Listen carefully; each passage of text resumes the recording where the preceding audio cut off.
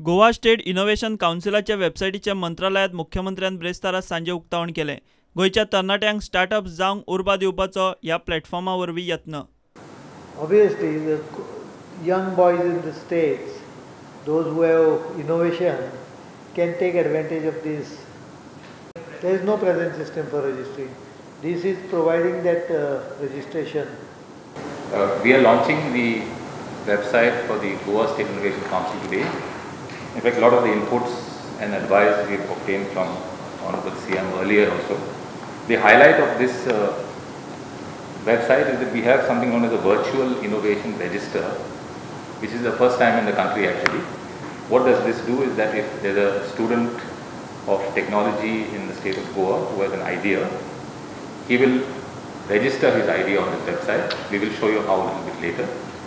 And in the event that he has to seek a patent, maybe a year or so later, nobody can claim that the idea was of somebody else because he has already registered it on the government website, which records it from the date and the time it is registered.